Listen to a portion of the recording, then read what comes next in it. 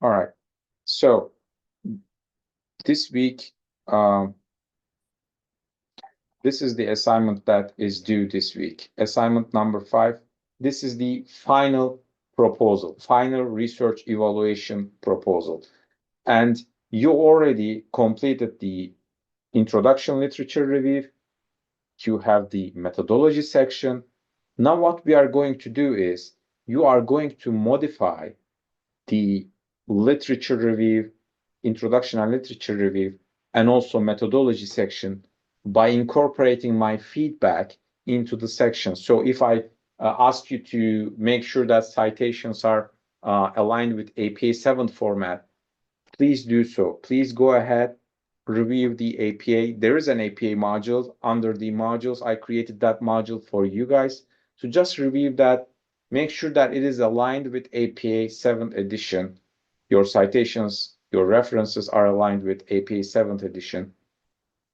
And then after making those modifications, you are going to put all these sections and make a one final proposal. So it will be introduction literature review, and under that it will be your methodology section, which consists of 4 different sections: sampling, research design, measurement, and procedure section. And then under that we will have a new section. Again, that new section is part of requirements of this assignment. So if, let's say, you have a very minimal changes that you require to do from the previous papers, now you need to focus on this new sections, which is data analysis plan and conclusion. Now, what is going under that data analysis plan and conclusion? Again, as for the previous assignments, for this assignment also, we will have an example paper. And to find that example paper, you can go to the modules, and under the modules, you will see example data analysis and conclusion. And once you click on that, this page will pop up. And in here, you can see 2 different examples for data analysis plan and also conclusion. Please review these 2 examples, and they will give you a good idea about what needs to go under that specific section. Now, in this session, in this Zoom session, we will also briefly cover what data analysis plan is and how you can create a data analysis, and probably cover some of the terminology so you will have a better understanding when you are creating this section, data analysis section. You will know how to approach that and what needs to go under data analysis plan. Now, let's open the data analysis, quantitative data analysis. So when it comes to the data analysis and statistics, we have, again, 2 main umbrella. We either use descriptive statistics, which is statistics helping us to describe our sample. For example, in our sample, what is the percentage of males versus females? What is the percentage of people who passed the test versus people who didn't pass the test? So all of these are descriptive statistics. Okay, so we are looking the percentage and how in terms of that specific thing, how our sample is distributed. So what is the percentage of X versus percentage of Y? But the important part in the descriptive statistics are also known as univariate statistics. Univariate means single variable. So in descriptive statistics, we usually are looking to a single variable. If we are looking, for example, to gender variable, then we can look at the distribution of gender variable in terms of how many percent was male, how many percent were female. So we can look at the distribution of this in terms of percentages. If we are looking the education level variable, again, this is one variable, and we are looking how it is distributed in terms of less than high school graduates, some college and college degree, and maybe graduate level education. So whatever we have in terms of categories, we can see how across these categories our sample is distributed. Again, it's only one variable that we are looking at, how our sample is distributed across that variable. So when we are looking to analyze our data, we are first providing some descriptive statistics. When we are putting the descriptive statistics, there is one important thing that we need to consider. What is important for our study? So we can provide descriptive statistics for things such as age, gender, education level, income level, race, and so on. So we need to think about which of these are relevant with our study. And when we are doing the write-up, we can say we are going to create descriptive statistics for age, gender. For example, if my outcome variable is PTSD rates, then I can also provide descriptive statistics about that outcome variable, or anxiety rates, or depression rates, whatever it is. I can include that too, besides the demographics, okay? So again, think about what is important for your study. It could be age, gender, race, socioeconomic status, education level, and something that I couldn't think of at the top of my head. Just think about what is important in terms of demographics, and you can run descriptive statistics for those demographics. In addition to the demographics, again, you can run descriptive statistics for your outcome variable to see how your outcome variable is distributed across the different categories. Okay. All right. So that's one of the things, descriptive. And the second umbrella term is inferential. Again, we had descriptive, we covered descriptive. Descriptive is also known as univariate because we have only single variable here, and we are looking at that variable and how it is distributed across categories such as gender, male versus female, or race, white, African American, Asian, and so on. Like, we are looking how it is distributed, the sample is distributed across those categories, univariate or descriptive. The second umbrella term is inferential. In the inferential, we have more than one variable. We have either two variables, which is bivariate, or more than two variables, which is multivariate. You don't need to know that difference. The only thing that you need to know is inferential statistics has more than one variable and looks at the relationship between more than one variable. So how the variables are interacting with each other. How the variable, what's the relationship between variables, in other words. So what is the relationship between joining that CBT intervention and reduced rate of depression, for example. When we are looking at the relationship between these two different variables, then it is inferential statistics. Again, I am looking in the inferential, I am looking the relationship between more than one variable. In other words, the relationship between variables, two or more variables.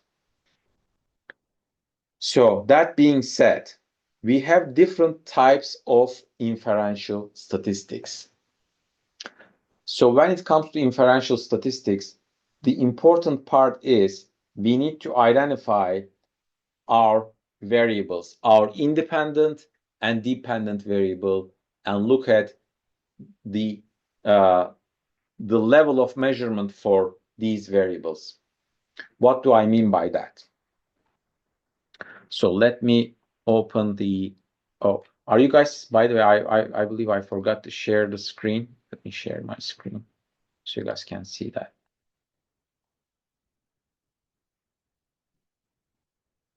Are you guys seeing this? Again, you guys have access to this PowerPoint. We talked about descriptive statistics, also known as univariate statistics. And when it goes to inferential, in the inferential statistics, we have different type of inferential or bivariate statistics. So when we are looking at the inferential statistics and what type of inferential statistics we need to use, we will look at the measurement levels of our variables. So each of you, in your research questions, you guys have your intervention and you guys have your outcome. Usually your intervention is your independent variable and your outcome is your dependent variable, right?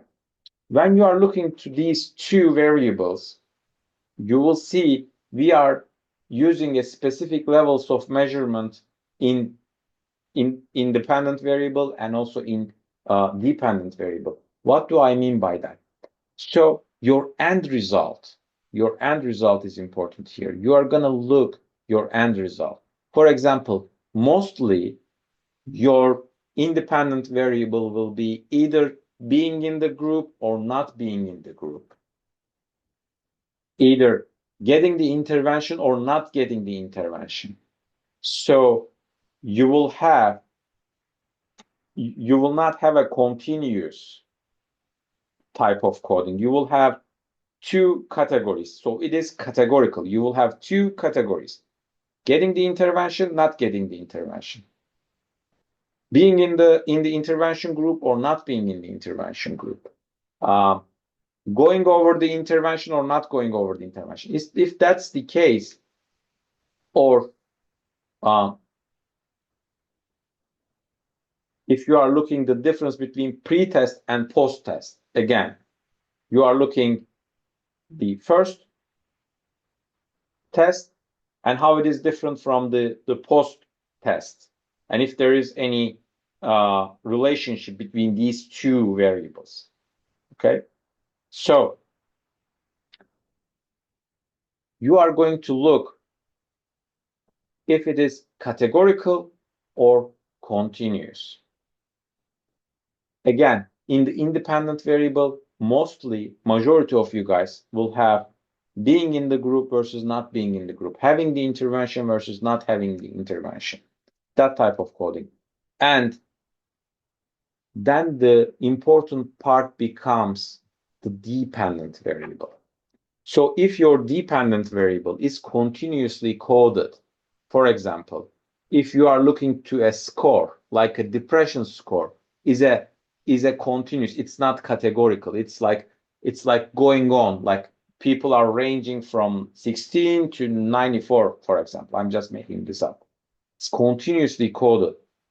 Okay, it's not like yes or no, or male or female. It's not categorical like that. It is continuous, going on.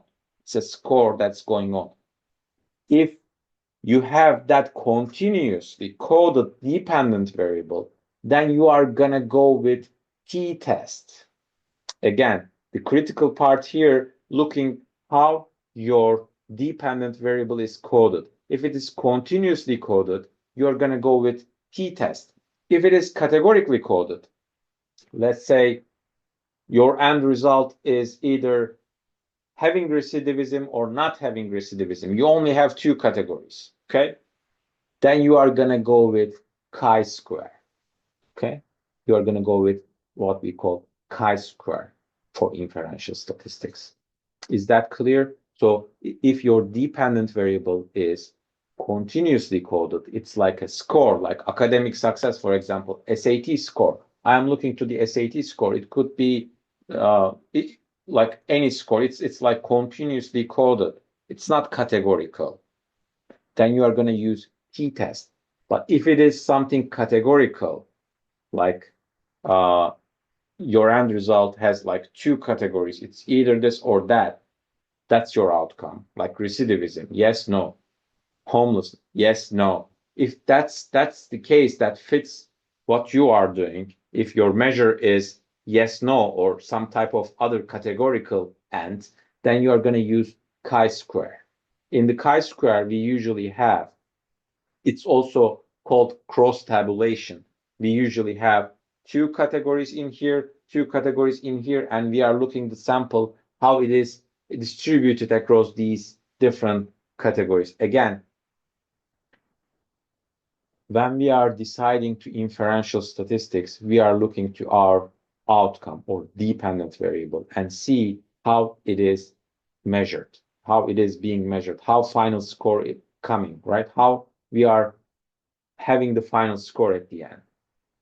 And when we are looking at that final score, we are looking if it is continuous, like depression score or anxiety or PTSD score, if it's continuously coded, or if it is categorically coded.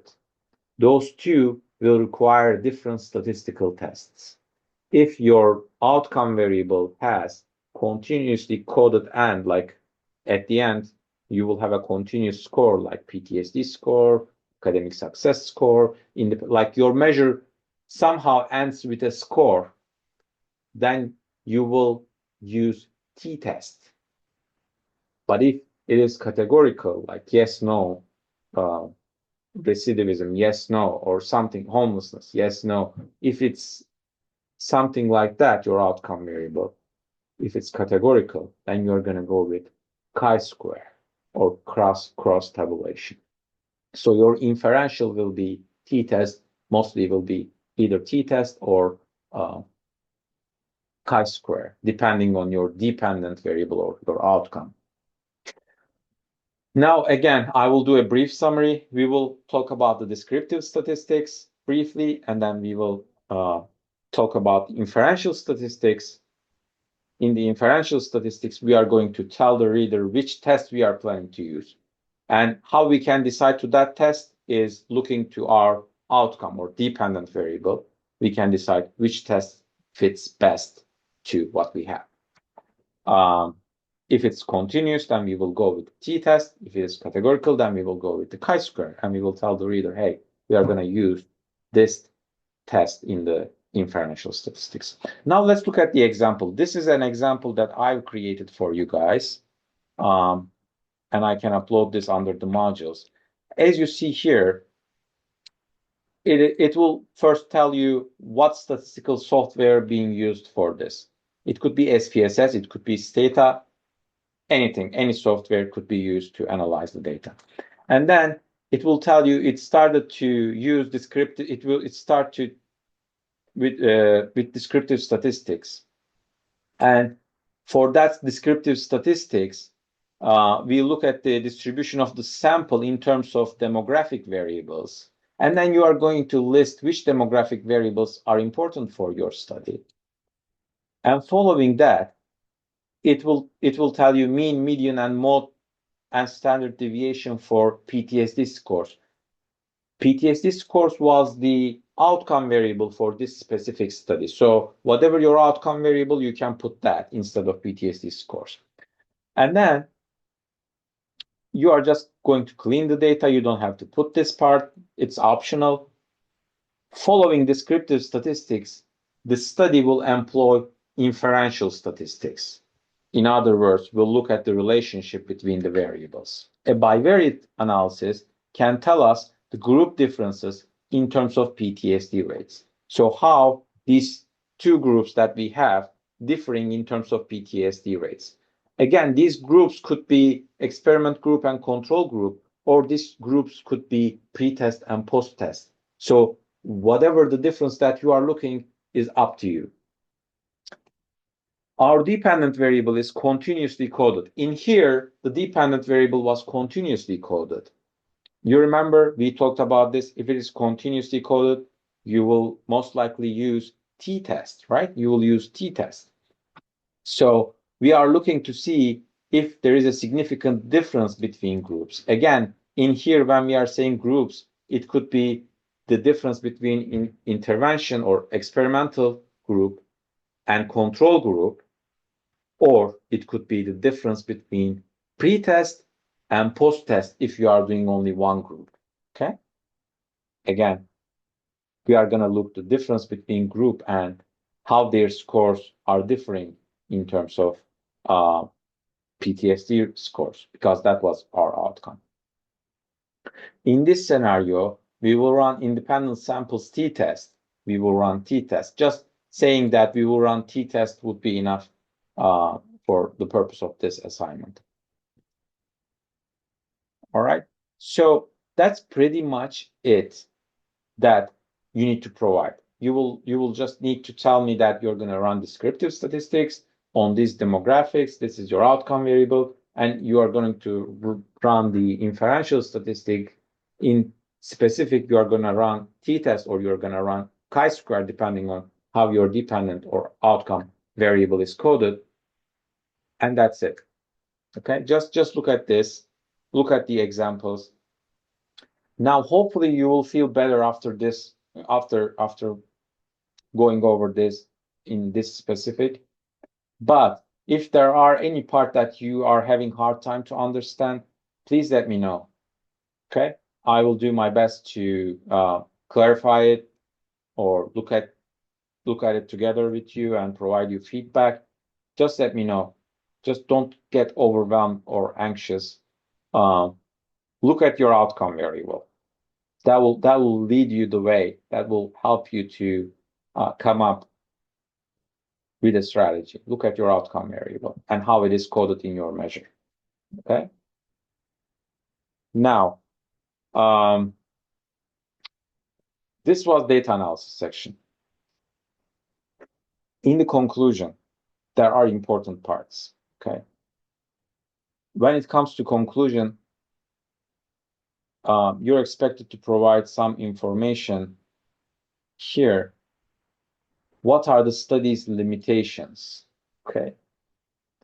So what could be the limitation? Limitation could be your sample may not be generalized. Okay. If you are using one of the non-probability sampling strategies, now you need to look at your sampling strategy. If you are looking to, if you are using one of the non-probability sampling strategies like convenience, snowball, purposive, quota, if you are using one of those 4 sampling strategies, then you can, in the limitations, you can discuss that your sample wasn't representative because you use non-probability sampling strategy. Okay, that's one of the limitations. The other limitations are related with design, like internal validity threats. Internal validity threat meaning maybe the difference that you are seeing in the outcome is not due to your intervention. Maybe it is due to some external factor that you don't know or you didn't see. There are some internal validity threats, and you can find them in your textbooks. In both textbooks, they are listing them. You can find them online. You can find them under the modules. Like main internal validity threats are testing, maturation, mortality. What do we mean by these? Like, I will give you an example. For example, let's say you are working with children and you are looking the mathematic ability of children who are in the elementary 1st grade. But you are doing a longitudinal study, okay? So you provided them, you are giving them the math test, they are taking that test, then you are providing your intervention, and 1 year later, you are measuring it again when they are 2nd grade. So the internal validity threat here will tell you, the maturation internal validity threat will tell you, hey, the difference that you are seeing in the score between 1st grade and 2nd grade may not be related with your intervention. It may be related with now your participants are more mature. From 1st grade to 2nd grade, due to maturation, their math skills may improve, not just because of your intervention, okay? So that's a threat to internal validity. You see that?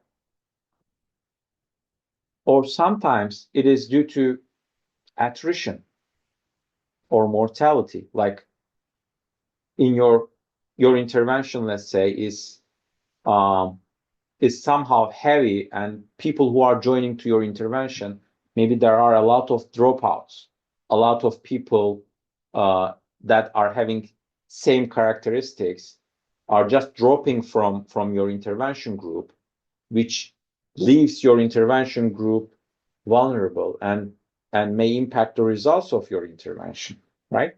If people who have the same, let's say the weakest of the group are dropped out. Now you only have strongest in the intervention group, and you are measuring just the strongest candidates. And because of that, maybe your intervention results, like the results for your intervention group, may be better than control group. But that might not be because of your intervention. That might be because the dropouts, because a lot of people who couldn't be strong enough to take that intervention just dropped throughout the way, and you ended up with the strongest candidate in the intervention group. But in the control group, you still have strong and weak together, right? Like you still have that characteristics in the control group. So if you have attrition in one of the groups, that can also be an internal validity threat. Or it could be testing, because you gave the same test before and they learn from that test. And in the second test, they may perform better. That might not be because your intervention, that might be because that test that you are giving them is given before and they are more familiar with that test, so that they might perform better because of that. Okay, so how we can decide which of these are applicable to our study? That's the crucial part. Now you are going to look at your design, research design. Certain research designs are more vulnerable towards certain internal validity threats. If you are using quasi-experimental design or pre-experimental design, it's more likely that your design is open to a lot of these internal validity threats. So you can discuss a lot of these internal validity threats under your limitations section. If you are that's another thing that you need to look at your research design to figure out what kind of internal validity threats might be applicable to your study. And even for true experimental studies, there are still internal validity threats. Just look at them and find, based on your design, what could be applicable to your study. And then you are going to provide some future research recommendations. These are like based on your research study. What could have been done for the future research? Okay. So maybe you didn't have the opportunity to randomly assign people into the groups, but this study could be replicated by doing that. Or maybe you think that this study could be replicated with larger samples or using different methodology maybe. So whatever you think in the future studies that could help or maybe you look at one component of the things, but the other component is underlooked or waiting for further discovery. So you can discuss all this in the future research directions section. So what should future research about this should look at? Okay. All right. Please again follow these. After writing these sections, make sure that you are going over this and make sure that you have all of these components.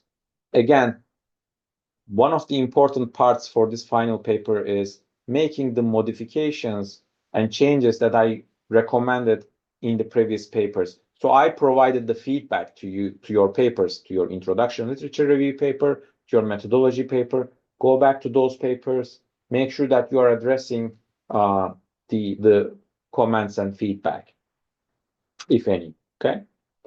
And then you are going to add a new data analysis section and new conclusion section for this paper, and that will be it.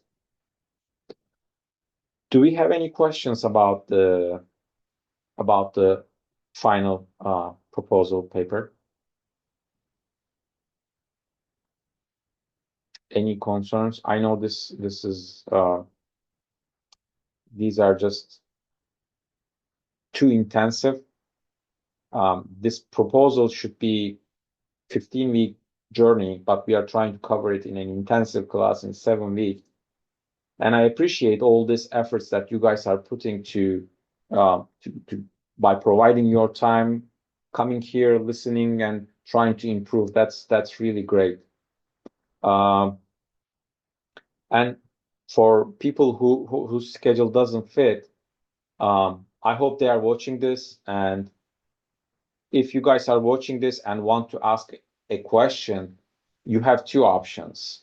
You can either send me an email and ask me those questions, or you can send me an email and ask to schedule one-on-one meeting to go over a certain part of it or to ask the questions that you have. Okay. All right, folks. That was it for this week from me. Next week we will have presentations.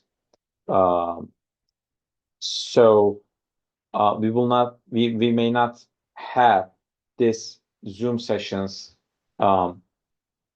in place, but please don't forget, you can always schedule one-on-one Zoom session with me, and before your presentation or maybe during this week, we can meet and look at the questions or concerns that you have.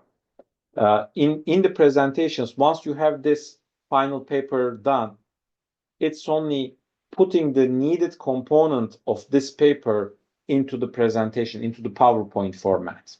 Okay. Try to keep it clear and concise. Make sure that you are addressing the important research related parts like methodology sections, such as sampling, research design, measurement and procedure section are covered in enough details. Make sure that you are giving a good picture of your study, including what kind of data analysis you're going to use, what kind of limitations your study has. Okay.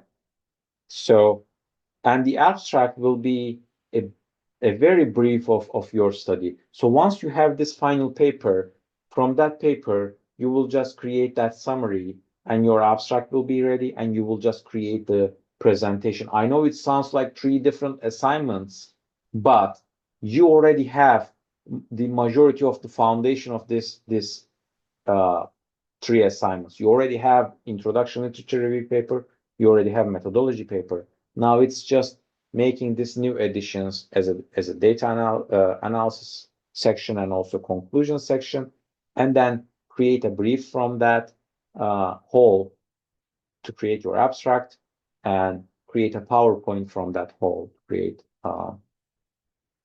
your presentation. All right, folks. Do we have any final questions before we are closing the session? I don't have any questions, but after reviewing the material that you went over and getting started, I'll just reach out to you if I have any concerns about it. Definitely do so. Like, please don't hesitate. Chalisha, this is for you and for anybody. Like, please don't hesitate to contact me, and I will do my best to provide that accommodation for you guys. Try to be available for you. Again, since we are approaching this final weeks, I will try to check my emails in a more frequent manner and try to respond. And if you need scheduling a meeting or have any questions, please don't hesitate to contact me. And I saw a question from Stephanie about the number of slides. Number of slides is not important. You can have 50 slides, you can have 5 slides. The important part here is you need to stick with 15 minutes time frame. You shouldn't pass 15 minutes because in each session we will have 7 or 8 students.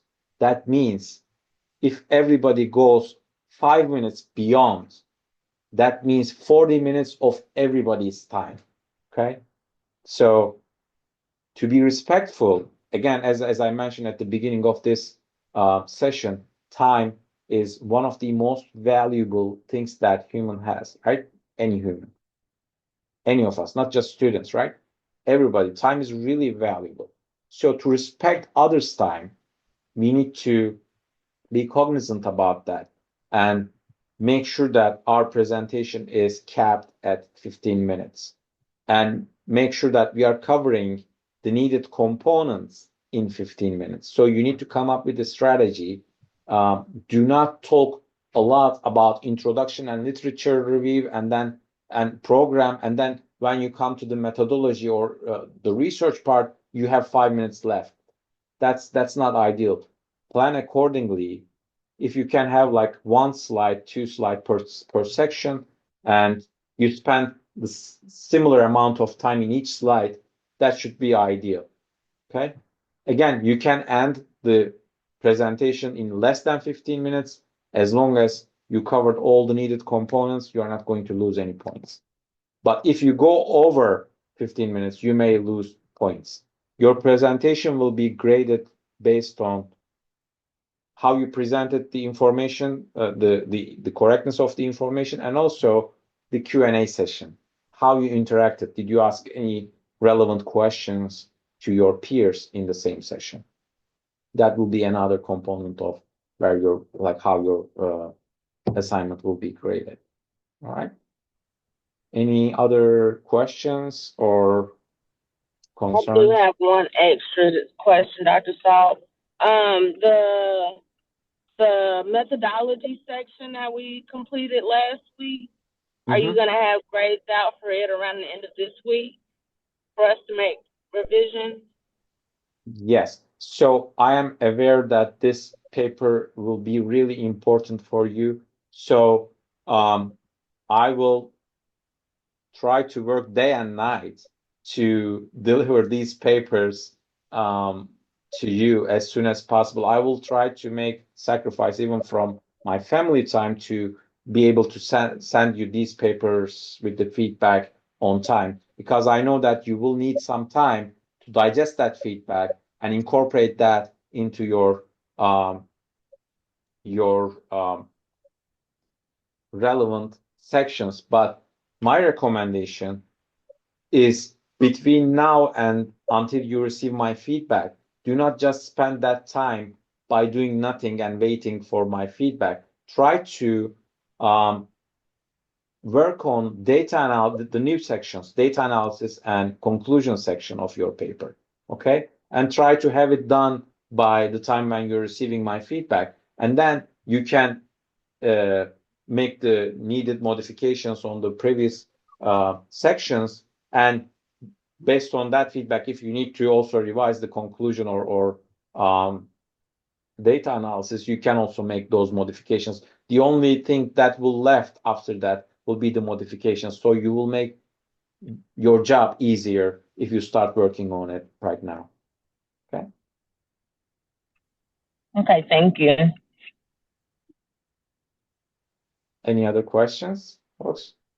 Yes, Professor, I have a question. Yeah. So this next part is pretty much the data analysis plan and the conclusion, right?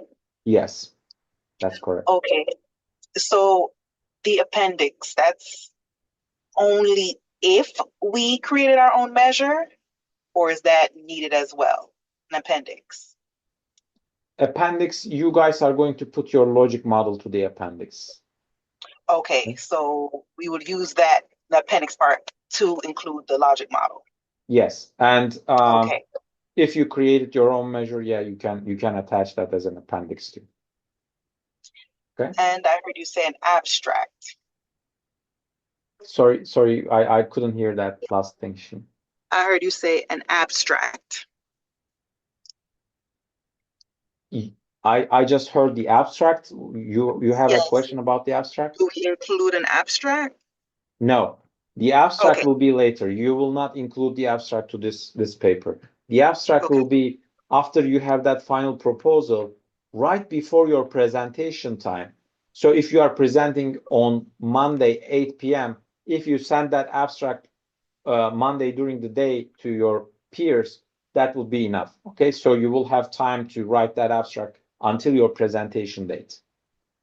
Okay, that's Prior to presentation, you need to send that abstract to people who are in the same session with you and try to upload it to the web courses under the abstract. And also, if you can include me to those emails that you are sending to your peers, that way I will be there to see that you already sent the abstract.